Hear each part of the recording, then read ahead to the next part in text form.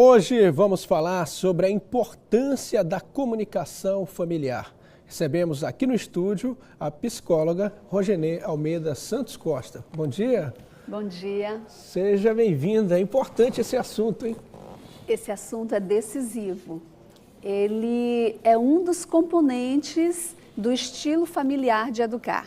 Então, o estilo de educação que a família desenvolve depende das práticas de comunicação que são desenvolvidas entre o casal, entre pais e filhos, entre os demais membros da família.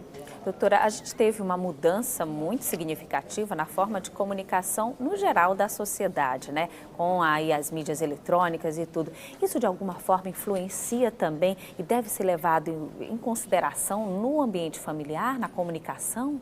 Sim, todos os artefatos tecnológicos que passam a fazer parte do ambiente cultural, eles afetam diretamente as relações.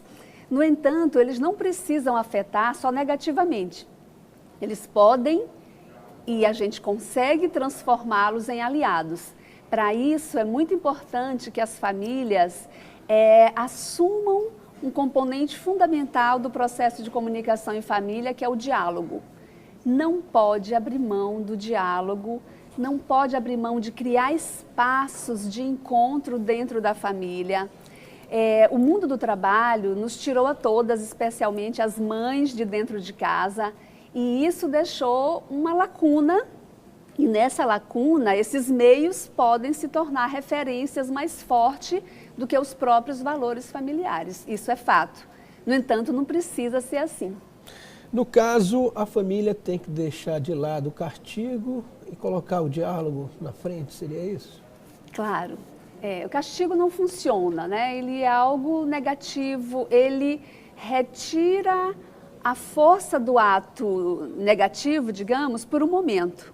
Mas o que gera, de fato, mudança de comportamento é uma consciência. E dentro da família, no âmbito dessa formação, através do diálogo, aí sim se conquista mudanças mais duradouras, porque a criança, o sujeito, se responsabiliza por uma mudança. Doutora, em geral, as famílias tendem a não ouvir muito, por exemplo, a palavra daquelas crianças menores, né? Como isso deve ser trabalhado? Aquelas crianças que estão ali, principalmente na primeira infância.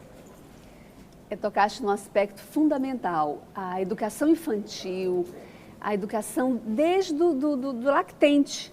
Ela já gera um processo de comunicação. Na verdade, a comunicação ela começa com um pequeno movimento lá no útero ainda. Aquele movimento já é uma forma de expressão, né? E de comunicar algo.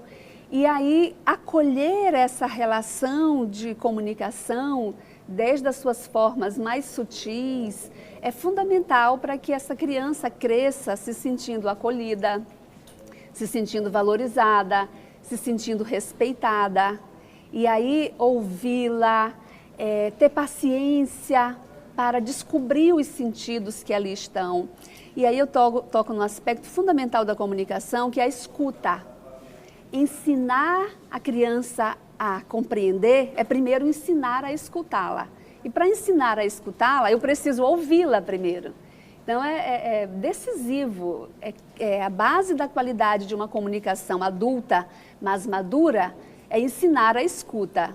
E a escuta começa ouvindo a criança.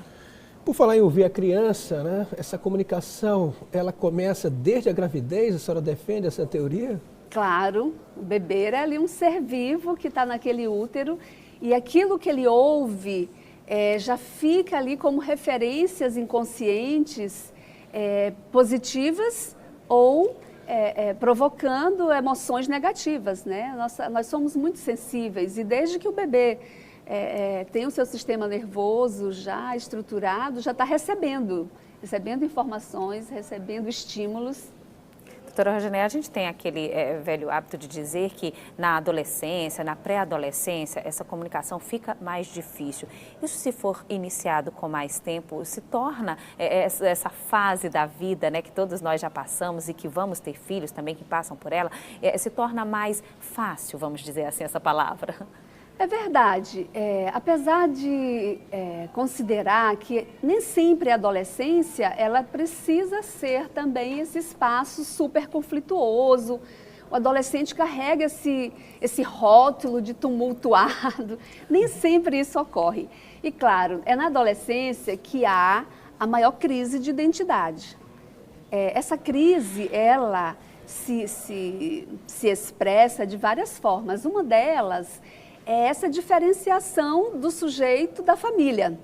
Ele precisa elaborar um posicionamento próprio. E aí, muitas vezes, o conteúdo que ele traz para se diferenciar da família soa muito conflituoso.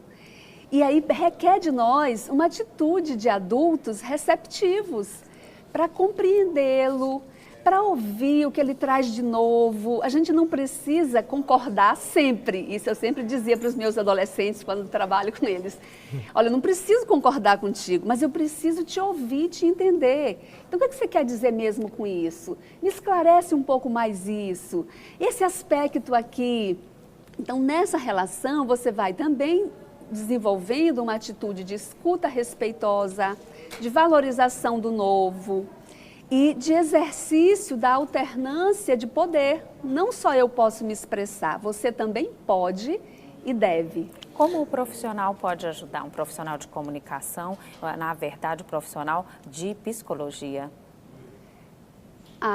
O espaço terapêutico, ele em si já é um espaço de ajuda, porque ali naquele ambiente o sujeito tem toda a liberdade de expressão. Ali nenhum assunto é tabu. Ali não há julgamento e a abordagem psicológica, para ser mais efetiva, ela precisa fazer um ato de levantar o julgamento, suspender o julgamento.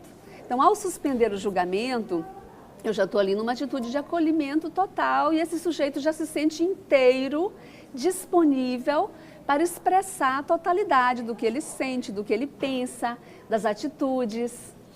Doutora, uma pergunta aqui da Cristina Souza. Ela é mãe, quer saber quem que educa, se é a família ou se é a escola? Sem dúvida, a educação, até legalmente, se a gente vai para o texto da Constituição e do Estatuto da Criança e do Adolescente, a educação como um todo, ela é responsabilidade da família, do Estado e da escola, obviamente. No entanto, aquela educação que fundamenta os valores morais, que deixa a identidade do sujeito consolidada, é da família, é a família. E essa questão, doutora Rogenê, a gente teve uma mudança também na concepção familiar, né? Nós temos hoje famílias formadas de muitas formas, de várias formas. Para quem tem, por exemplo, famílias com gerações muito diferentes, como avós hoje que criam os netos, né? E que a gente tende a achar que nem sempre, não é regra, lógico, mas às vezes há uma dificuldade na comunicação pela diferença das gerações. Como isso pode ser trabalhado? É verdade, nós temos diferentes configurações familiares.